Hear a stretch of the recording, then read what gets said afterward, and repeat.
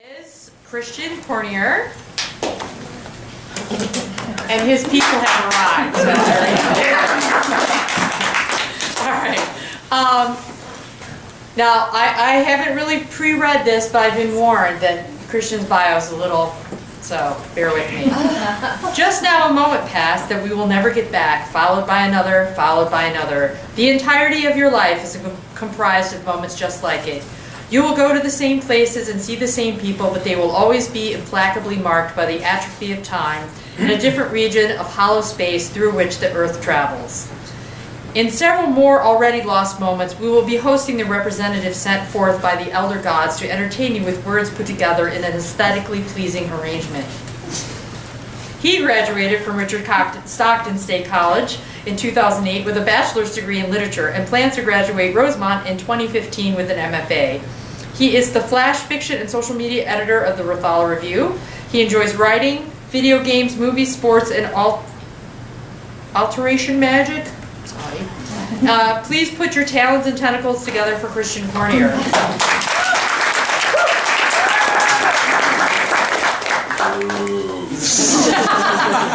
Thank you.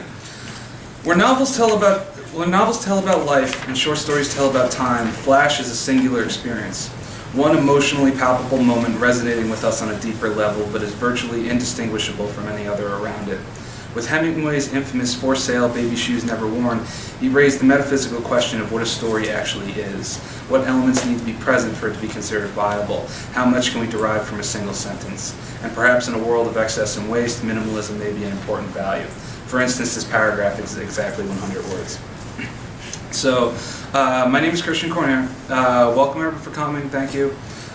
Please no flash photography or quick movements, they make me nervous. Please don't feed the readers, we tend to get aggressive around food. All these stories are looking for good homes, so please inquire afterwards about adoption. But seriously though, flash fiction is still making a name for itself, and it's not quite sure where it fits in the literary world.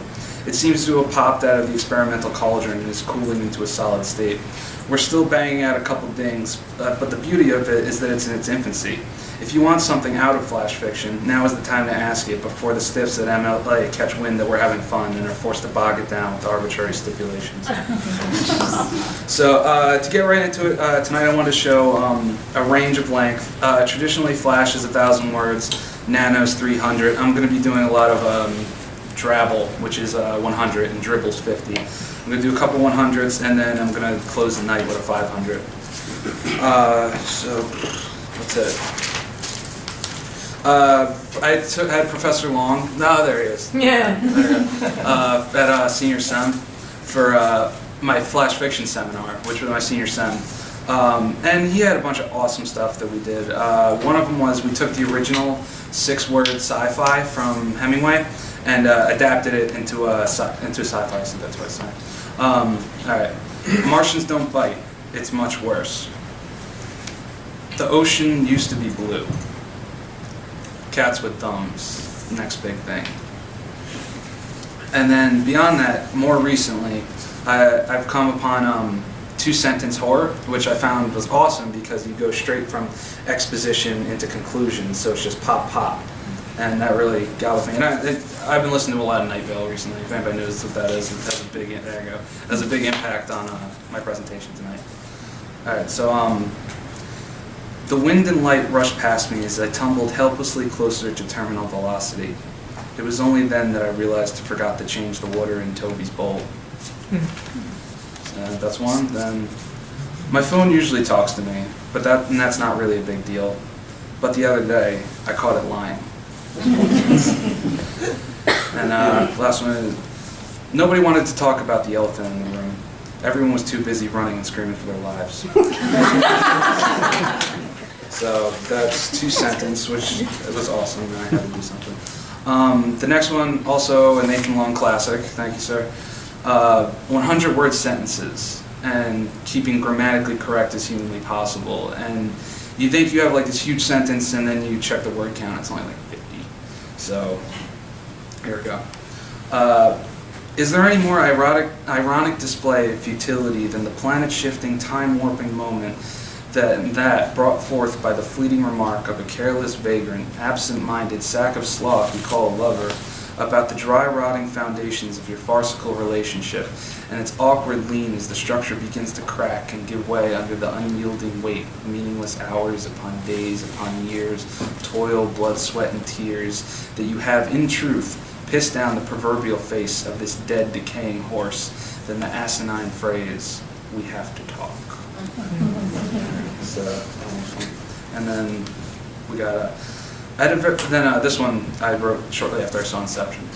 It's called this one actually has a name. It's called 3 Layers Deep. I had a very strange dream within a dream within a dream about a world within a world within a world the other day. The first level consisted of an impossible, paradoxical conundrum between the material world and cyberspace. Information was reality and matter didn't. The second, a heaven and hell declared supremacy over one another, with earth as the bloody battlefield on which our souls were victories and defeats. The last was a tale of a tale of a tale of a journey within a journey within a journey, of a hero within a hero within a hero. So that's 100-word sentences. They're awesome. You should definitely try them sometime. And like I said, all these are up for adoption. So, all right. So this is the Drabble. I only did one of these because I kind of didn't want to do just sentences and then cut directly into the big work, which I want to read at the end. But this one is just 100 words. It's kind of derived from Professor Kinsella, who I took from Stockton, who I took medieval Irish lit with, and they love repetition and whimsical language and stuff like that. So this one really appealed to me. It's called Workaholic. A sad satire of living, a clown in a suit, a bird in a cage, work to pay the bills, create bills to escape work, dance clown, stamping and folding and stamping furiously at your desk. A fifth of wry irony is protruding from the second drawer to your right. It steadies your hands but eats your soul, stamping and folding and stamping. As if breaking the sound barrier with the current between bins could rise you up from the dread and the muck to catch the elusive dream, stamping and folding and stamping. And then I have a piece going out to Weird Tales right now, so please, everybody, keep your fingers crossed for me. The one I have now is a 500-page piece that I'm planning to submit, so give me feedback afterward, please.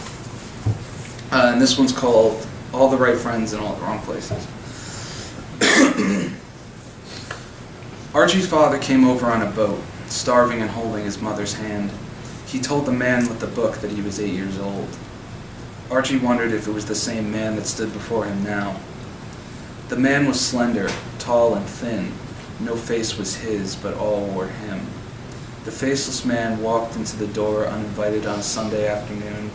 He wore a pressed suit, black, with a red rose on his lapel. Archie couldn't help but respect that. Does everyone have to do this, he asked. After a point, I suppose so. Archie's father was a role model, a walking American dream. With the sweat of his brow, he opened a drugstore in the corner of 8th and Main. Archie did everything he did. He shook hands and smiled. He started parting his hair and wore suits his mother pressed. And when she passed, his wife pressed his suits. And he started driving a nice car because people respected nice cars. Just like they respected his father. Archie lit his smoke the same way his father did. The faceless man produced his own. He held it to his featureless face and the cherry glowed. Anything I want? Archie quizzed. Anything you want. The faceless man's white-gloved hand produced a pen from his breast pocket. He pointed it to the contract on the old vellum paper. Beautifully worded, Archie noted, meticulously phrased. Is there an escape clause, he begged? A way out? The faceless man produced a revolver from inside his jacket and slid it across the table, rattling the teacups. Do we have a deal? Will I be happy? Archie wondered. The faceless man stamped out his cigarette. Will any of us be happy? Archie thought of his daughter pressing suits, and he signed. Thank you, guys.